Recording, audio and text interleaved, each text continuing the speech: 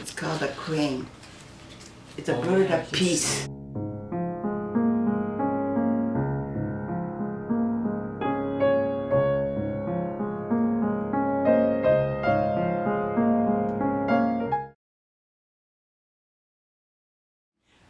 Well, I was born January the 26th, 1925. I was born on Vancouver Island. It's a small town on Vancouver. If this is Vancouver, you probably know Vancouver. At the top. See, I'm born in Canada. Both my mother and father are born in Japan. And around the late 1800s, the Japanese, a lot of them were moving to Brazil or Canada for a better life. Mm-hmm. Yeah. But unfortunately, after we got there, after my parents, there was a lot of discrimination against the Japanese and the Chinese as well. Mm-hmm. It was very bad. And of course the Chinese, the Japanese, a lot of them, well, at one time you couldn't even go to university, but after you finish university, there was no job, because they won't hire Japanese, because we're Japanese, or even Chinese. So a lot of people say, what's the point in going to university if you can't get a job? Yeah. So how is it like growing up in Vancouver from a Japanese family? Well, we thought, well, the thing is, we were living in it's called a ghetto. We were happy, and in Vancouver, the climate is just so wonderful. I mean, when you wake up, you see the mountains and the ocean, and I had a most interesting, lovely childhood. Our neighborhood was all Japanese. It's what you call Japantown. On the whole block, there were all Japanese. It's a Japanese community. So it was really good. But then I went to public school. I went to Japanese school every day. Japanese school. I went from 4 o'clock in the afternoon till 6. Every day, like Monday to Friday. But when I was going to high school, the Japanese school was from 6 o'clock at night till 8 o'clock. So it was just like the other school. So I was really kept busy going to school, because you have to be almost bilingual. Yeah. Because my parents, my father learned English, my mother, when she stayed, all the mothers, they only spoke Japanese. Because if you don't go out to work, you just speak among yourself. Yeah. I see. So were you mostly interacting with other Japanese children? All Japanese. Oh. Because it's what you call discrimination. My mother would say, don't play with that white person, and don't play with the Chinese, and don't play.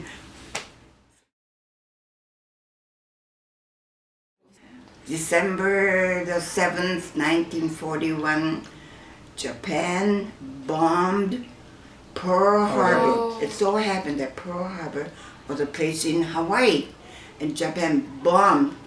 And of course, the day that they bombed, that was Sunday morning, everybody's going crazy. They said, they were knocking on the door. Japan bombed Pearl Harbor. I said, well, so? We didn't even know what Pearl Harbor. They said, not only that, so many thousand people are killed in this. So then the Japanese in Canada, you gotta close our door. There's curfew. You can't go out. Right away, discrimination. Oh, was that implemented by the government, like the curfew? The Canadian government. They put that on you guys? Yeah, and it's called the War Measures Act. And right away they said, where people all have to move out from Vancouver, from British Columbia. So within a few days, we were all told to get rid of you. I think they were allowed 150 pounds per person. So we only had one suitcase. My mother, I think she had, the adults had a bit of. So anyway, they sent us out to internment camp. So that happened in the spring of 1942. 22,000 Japanese, me. And I was 16 years old, 17 years old. So we were kicked out of our homes. So that was really the most terrible thing. And not only that, it separated everybody. Anybody, a man 18 over, they have to go out, go to, I don't know, Manitoba or wherever, but get out of British Columbia. So we're all separated. My father, They put him in another camp.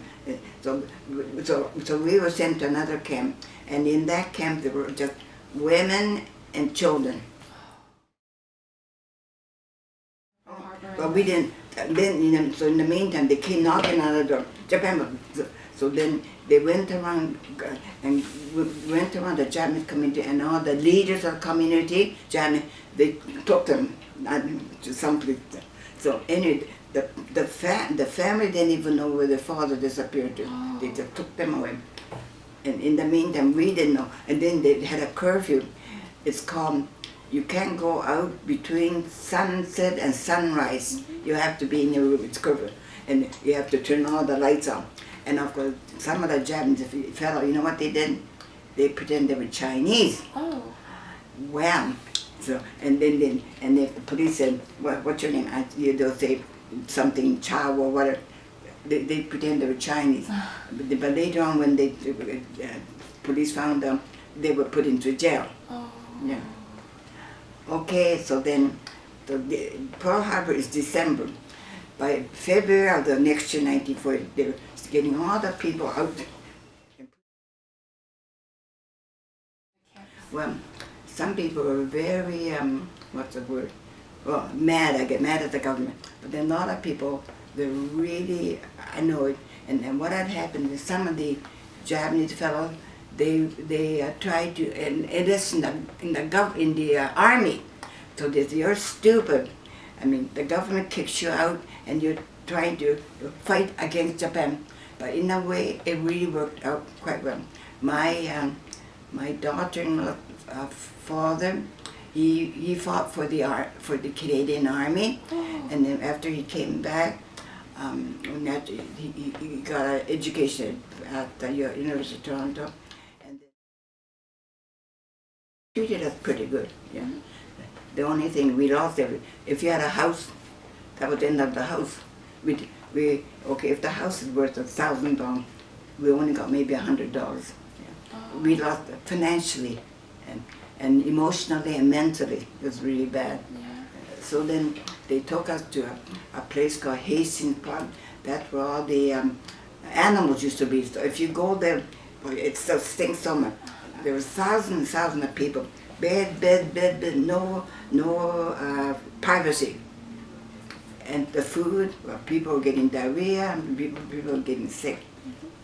So then we only had a bit of time to get ready to this camp in the middle of interior British Columbia.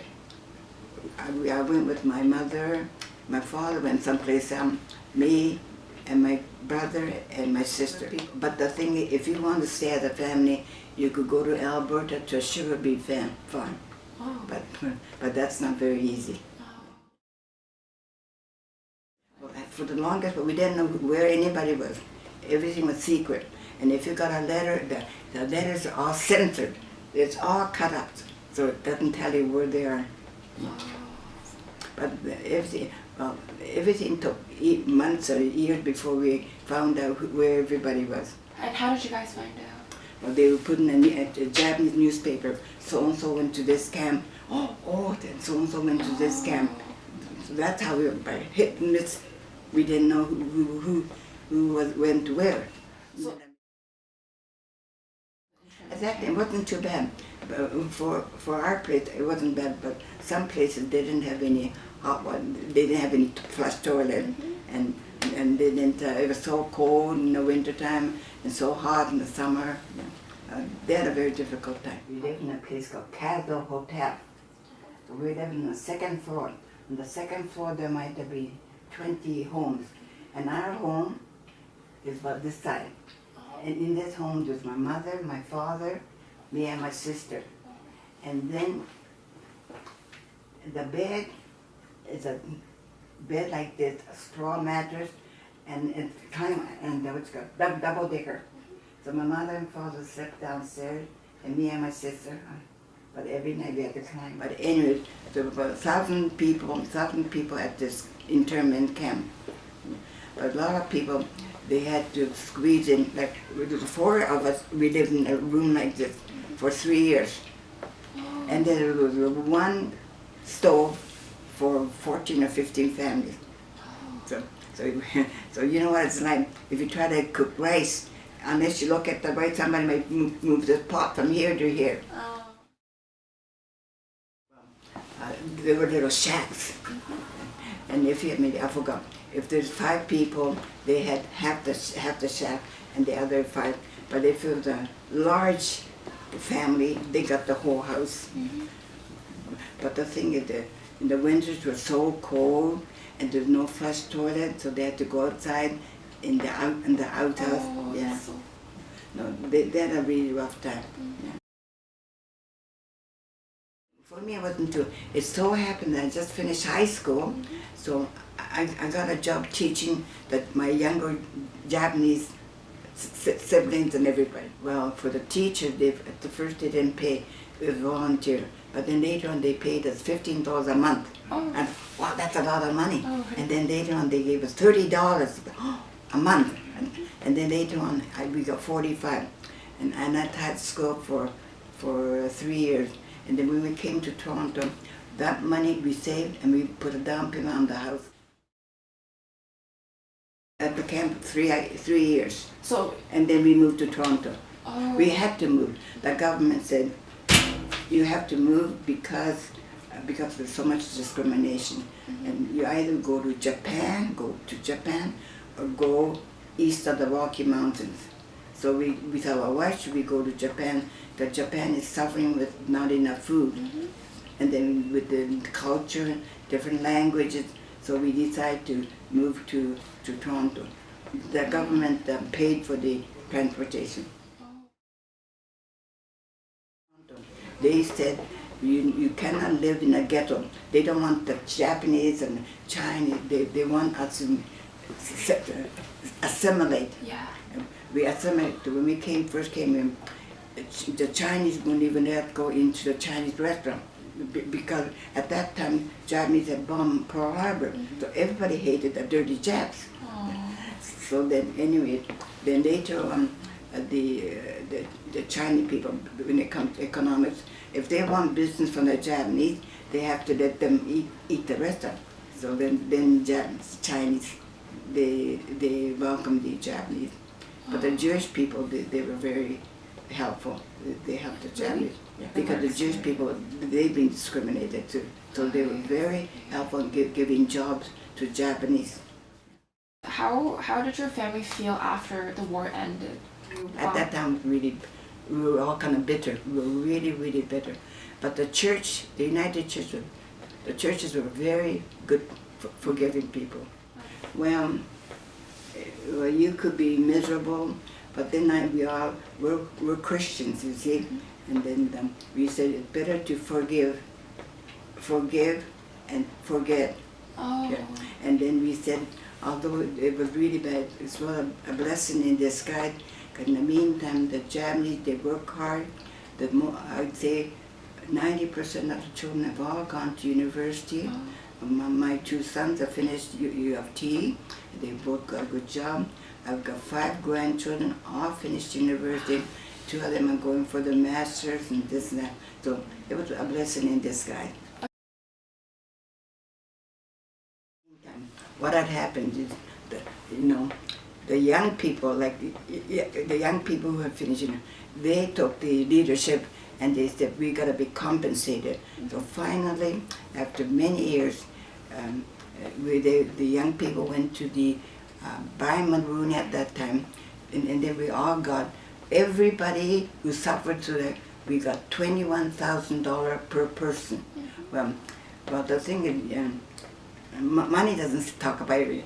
It's an emotional, what's the word to use? It was a very difficult time, not so much for us because we're young, but for our parents who, we thought, my parents were in their 40s at that time, but when you're young you think your parents are old, like 90 years old. But the Japanese people, there's a word called shikataganai, you can't help it, and they're very forgiving people. So they never get mad at people. They say, that's life, what can you do about it? But to me, because I'm a Christian, I learned to be forgiving I mean, after you know what I mean? We call it a banana, yellow outside white, but then in the meantime, the blood is always red. I mean, you have to treat everybody as equal. Thank you so much for taking the time to You're let us very interview you. welcome.